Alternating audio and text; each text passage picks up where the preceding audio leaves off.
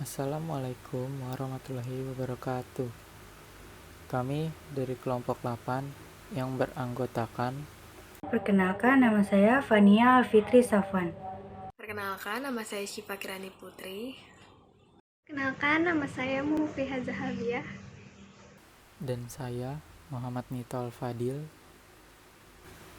akan menjelaskan tentang analisis regresi sederhana yang terdiri dari 1. Pengertian analisis regresi sederhana.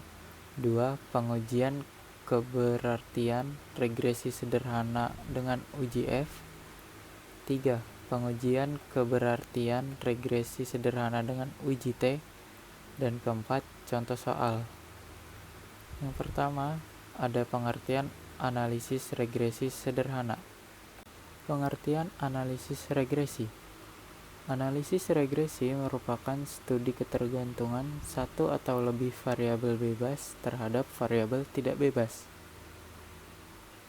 Pengertian analisis regresi sederhana. Analisis regresi sederhana merupakan pendekatan hubungan antara satu variabel dependen dan satu variabel independen. Dapat juga diartikan jika terjadi perubahan variabel X akan diikuti oleh perubahan variabel Y secara tetap. Analisis regresi sederhana. Persamaan regresi linier sederhana adalah Y sama dengan A ditambah B X. Y adalah nilai yang diprediksikan. A adalah konstanta, B adalah koefisien regresi, X adalah variabel bebas.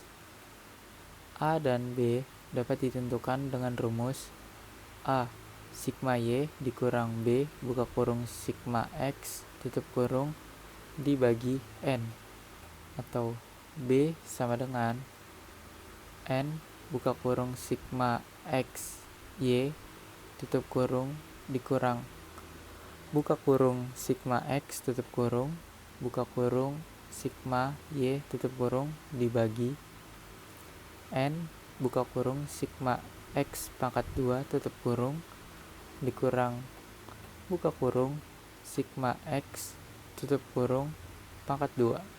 Penjelasan selanjutnya akan dijelaskan oleh Syifa Kirani. Baik, terima kasih Saudara Nito. Selanjutnya saya akan menjelaskan tentang pengujian keberartian regresi sederhana dengan uji F.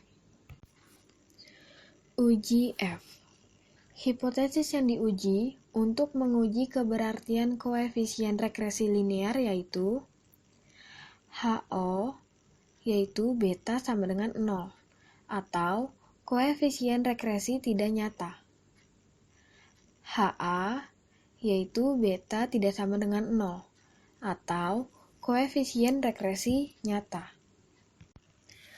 Selanjutnya, untuk pengujian hipotesis ini, kita menggunakan uji F dengan rumus yaitu FH sama dengan RJK rek dalam kurung B per A tutup kurung per RJK res sama dengan S rek dalam kurung B per A tutup kurung kuadrat per S res kuadrat. RJK rek dalam kurung B per A tutup kurung sama dengan rata jumlah kuadrat regresi B per A atau varian regresi B per A. RJK res sama dengan rata jumlah kuadrat residu atau sisa atau varian residu atau sisa. Selanjutnya, uji F digunakan untuk uji ketetapan model. Apakah nilai prediksi mampu menggambarkan kondisi sesungguhnya?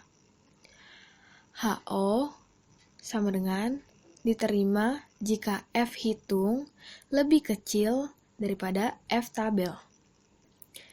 HA sama dengan ditolak jika F hitung lebih besar daripada F tabel. Selanjutnya, F tabel ditentukan dari tabel distribusi, dan F hitung dimudahkan dengan adanya tabel ringkasan ANAVA. Berikut adalah tabel ringkasan ANAFA. Bisa kalian lihat, ada sumber varian atau SV dari derajat kebebasan. Dari total N, regresi A yaitu 1, regresi B per A yaitu 1, residu yaitu N dikurang 2. Untuk jumlah kuadrat atau JK, total Y kuadrat, regresi A yaitu JK rek A, regresi B per A yaitu JK rek B per A, residu yaitu JK res. Untuk rata jumlah kuadrat atau RJK. Untuk regresi A yaitu RJK rek A, untuk regresi B per A yaitu RJK rek B per A, untuk residu yaitu RJK res. Untuk F hitung itu RJK rek B per A per RJK res.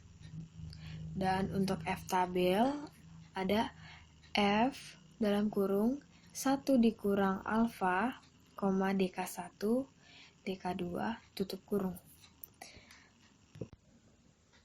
Sekian materi dari saya. Selanjutnya akan dilanjutkan oleh Saudari Fania. Untuk waktu dan tempat dipersilahkan. Baik, di sini saya akan menjelaskan tentang materi pengujian keberartian regresi sederhana dengan uji T. Pengujian dengan uji T dapat dilakukan untuk uji satu pihak dan dapat juga digunakan untuk uji hipotesis dua pihak.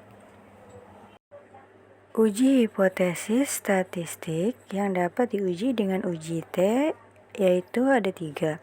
Untuk yang pertama, uji hipotesis dua pihak, di mana HO yaitu beta sama dengan 0 dan H1 yaitu beta tidak sama dengan 0. Untuk yang kedua yaitu uji hipotesis satu pihak kanan, di mana HO yaitu beta lebih kecil dari sama dengan 0 dan H1 yaitu beta lebih besar dari 0.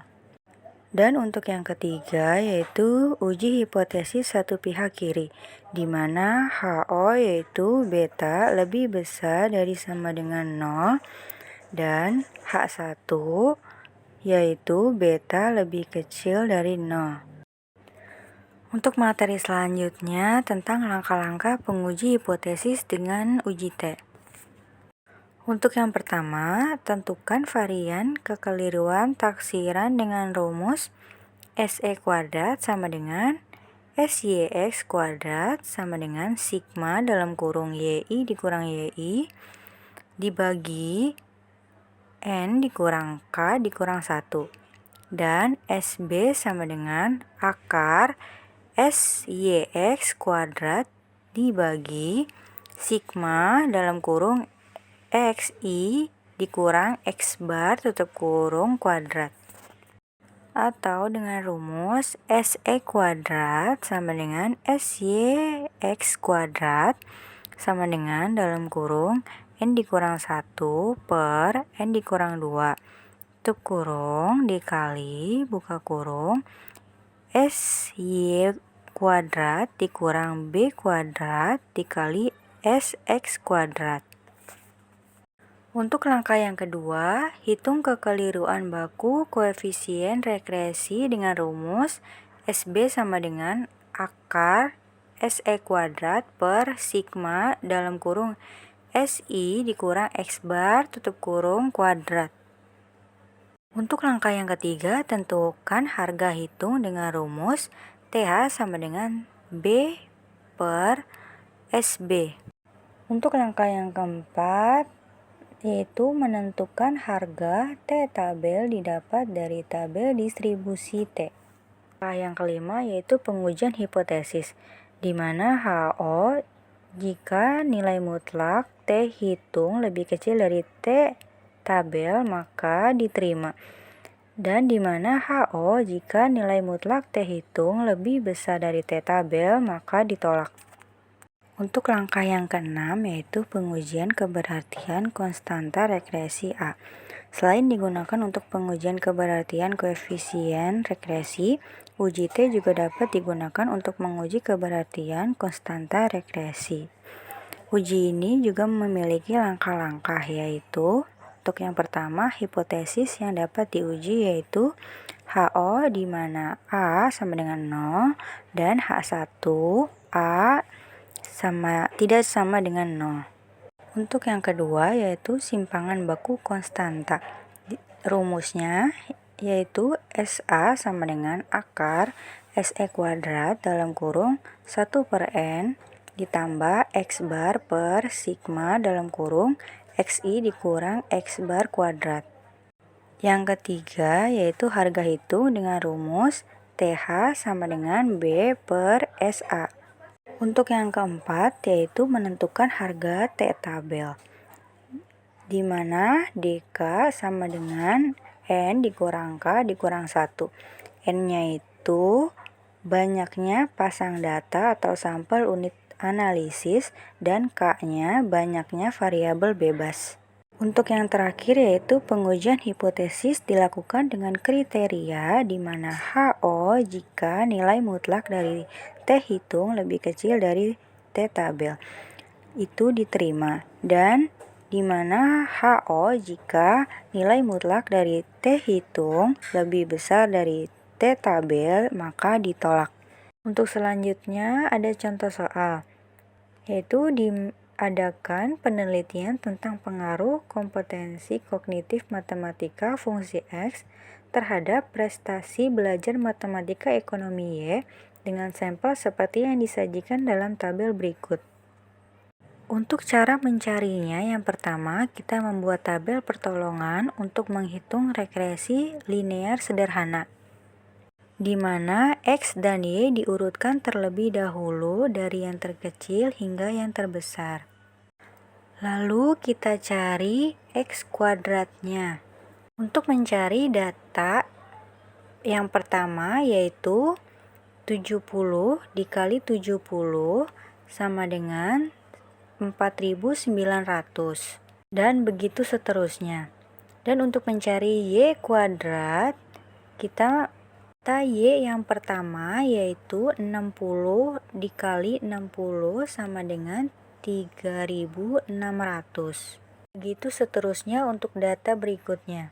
Lalu kita mencari X, Y di mana X-nya itu 70 dan Y-nya 60 dikali dan menghasilkan 4.200 dan begitu seterusnya untuk nilai selanjutnya. Ya baik, terima kasih.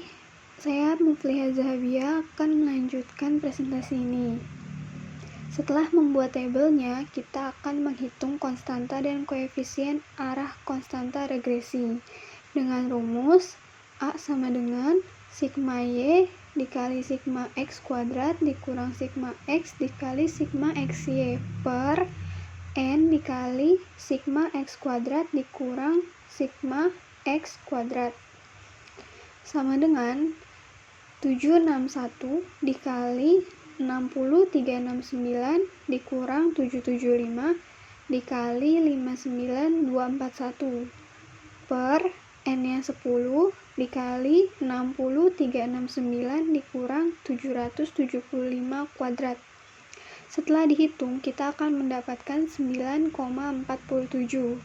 Selanjutnya, kita akan menghitung koefisien arah regresi, yaitu dengan rumus B sama dengan N dikali sigma XY dikurang sigma X dikali sigma Y per N dikali sigma X kuadrat dikurang sigma X kuadrat sama dengan N-nya 10 dikali 59241 dikurang 775 dikali 761 per 10 dikali 60396 dikurang 775 kuadrat.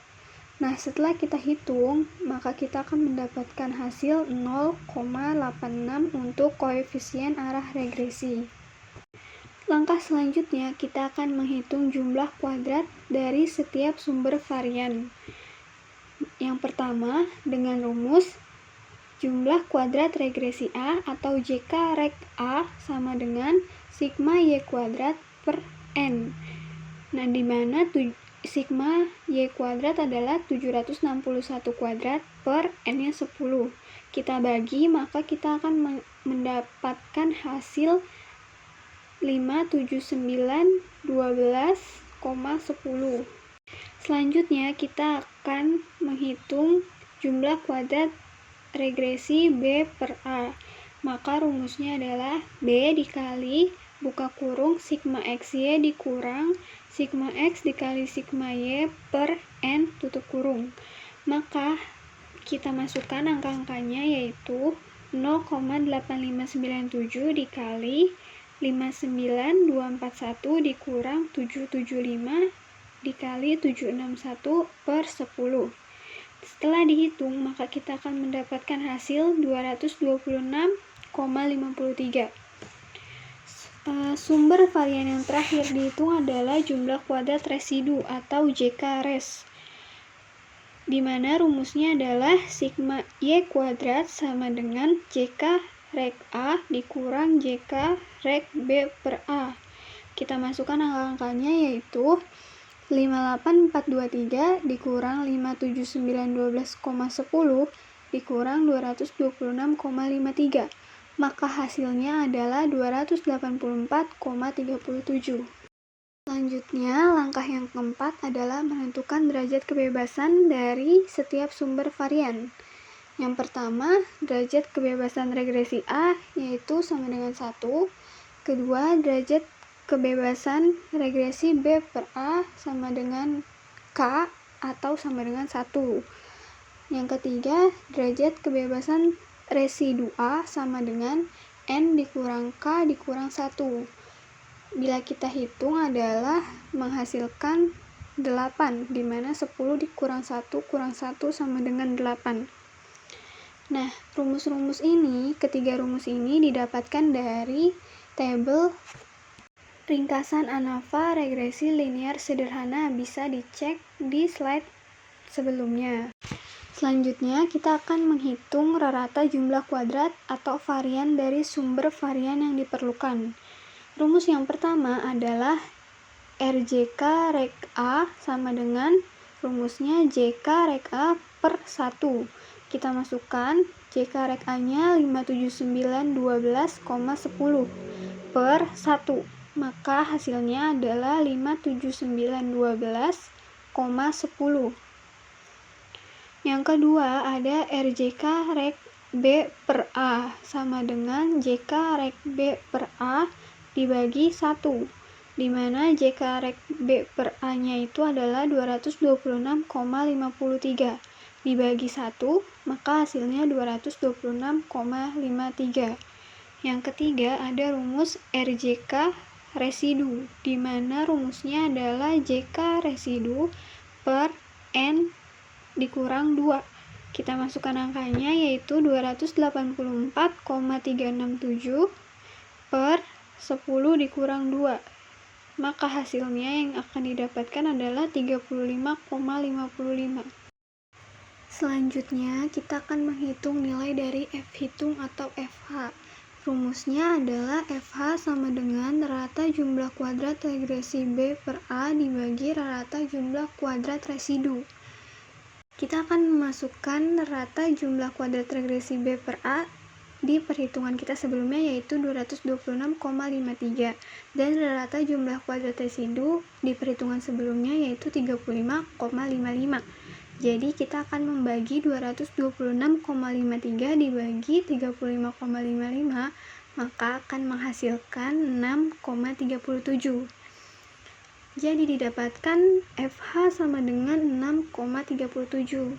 Setelah mengetahui nilai F hitung, kita akan menentukan nilai dari F table atau FT.